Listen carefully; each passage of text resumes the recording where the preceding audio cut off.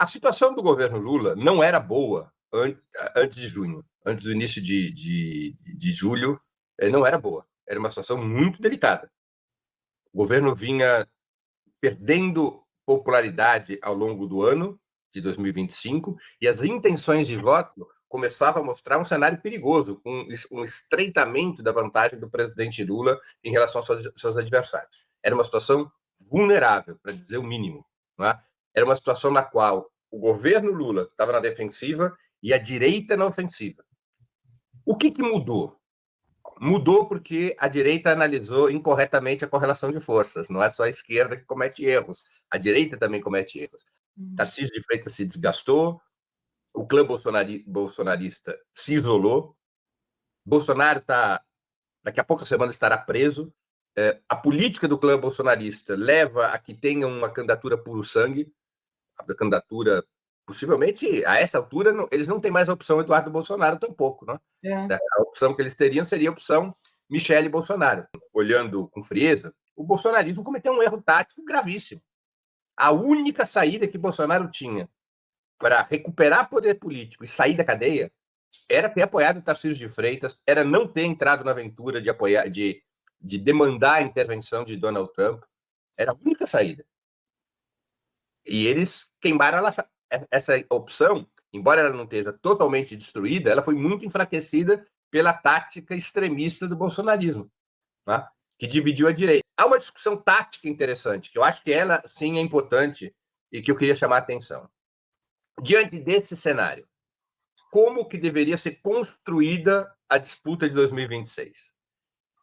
Aproveitando, uma opção, aproveitando a divisão da direita para avançar num programa mais à esquerda e ir para o primeiro turno com uma aliança, com uma identidade ideológica mais clara, essa é uma opção. Ou, segunda opção, que é a opção defendida pelo presidente do PT, Edinho Silva, e que está, digamos, embora não claramente, apoiada pela resolução acolhida pelo Diretório Nacional da Legenda. Diante das dificuldades da direita, nessa nova conjuntura, tentar atrair de novo aquele setor do chamado centrão que vinha se descolando do governo Lula e, portanto, constituir para 2026 uma frente ainda mais ampla que a de 2022. Essa é uma outra opção tática. O presidente do PT, Edinho Silva, ele disse numa entrevista que ele faria de tudo para manter a Federação União Brasil, para trazer a Federação União Brasil-PP para a coalizão eleitoral de 2026, para manter a federação no governo e para tê-la na coalizão já no primeiro turno em 2026. Então, são duas táticas diferentes. A primeira, aproveitar as dificuldades do adversário para avançar à esquerda, com uma coalizão mais clara, que ajude a eleger deputados de esquerda e com um programa mais claro contra o imperialismo, contra o neoliberalismo e assim por diante. Ou uma tática, diante das dificuldades da direita, uma tática frente amplista, uma frente ainda mais ampla, que possa trazer para a coalizão um setor da direita. São duas táticas, cada qual tem seus argumentos. Né? Predomina, aparentemente, no interior do PT, a julgar pela resolução aprovada pelo Diretório Nacional, pelas entrevistas de Edinho Silva, predomina a segunda tática, a tática da frente amplíssima. Eu já disse isso aqui, eu vou repetir digamos, como é do gosto do presidente Lula, uma figura futebolística. A lógica do presidente Lula e do PT, da maioria do PT hoje, é a do Tite, do treinador Tite com as suas equipes. Qual é a lógica do treinador Tite? O aspecto tático mais importante de qualquer time é a defesa, não é o ataque. Você tem que sempre se proteger. Você deve jogar predominantemente no contra-ataque e 1-0 está de bom tamanho. Você não tem... A obrigação é vencer, não é jogar bonito. Né? Você pega os times do Tite, ele tem todas essas características defensivas. Né? E alguns times com bons resultados, outros com maus resultados. Então, essa tática defensiva é a que predomina no PT e no governo. Não arriscar. Diante das dificuldades da direita, recompor a defesa e não ir para o ataque. A primeira tática é ir para o ataque. A segunda tática é recompor a defesa, fortalecer a defesa diante das dificuldades do adversário.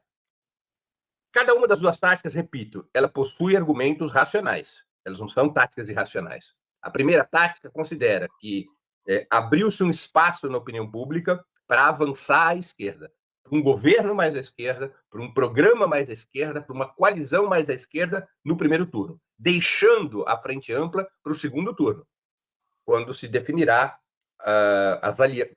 serão definidas as alianças para enfrentar o provável candidato bolsonarista de direita no segundo turno.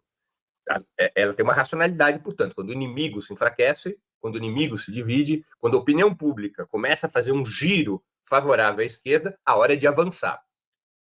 Há riscos, porque ao você avançar com um governo mais à esquerda, um programa mais à esquerda, uma coalizão mais à esquerda, corre-se o risco de criar uma tensão com vários setores da direita, inclusive o centrão. E isso pode criar dificuldades no parlamento, neste momento, antes das eleições de 2026, e pode até criar problemas na aliança do segundo turno. Esse é um risco real. Agora, a vantagem também é facilmente argumentável. Se essa tática mais à esquerda é implementada, você cria melhores condições para eleger deputados do PT, do PCdoB, deputados de esquerda. Né? Você cria condições melhores para buscar uma melhor correlação de forças no parlamento que será eleito em 2026. Você cria uma disputa político-ideológica na opinião pública mais favorável à esquerda. Né? A outra tática, a tática defensiva, a tática frente amplista, a tática do Tite, ela é mais segura a curto prazo, porque reforça a capacidade defensiva do governo. Tenta aproveitar as divisões na direita para trazer de novo, ou para manter um setor de direita no governo e trazer um setor de direita ainda mais amplo do que em 2022 para a coalizão de 2026. Veja, na eleição de 2022, foram duros os debates sobre a aliança com Alckmin, né? Foi. Agora, o Alckmin saiu do PSDB e se filiou ao PSB. Na coalizão de 2022, você não tinha Partido Popular, você não tinha União Brasil, você não tinha Republicanos, você não tinha PSD. Tá? Era uma coalizão, em termos partidários, uma coalizão de centro-esquerda, embora trazendo uma figura como o Alckmin do PSDB para o PSB. Agora, o que pelo menos verbalmente se está propondo, eu nem sei se acreditam que isso será possível, mas o que está se propondo é trazer para a coalizão eleitoral partidos abertamente de direita, como é o caso do União Brasil, o caso do PP. Então, é uma tática do Tite, reforça a defesa, não vamos fazer marola, não vamos vamos retomar a tática da União Nacional, vamos criar uma frente amplíssima para isolar o máximo possível o bolsonarismo, identificando que apenas o bolsonarismo possui uma ponte com o Trump.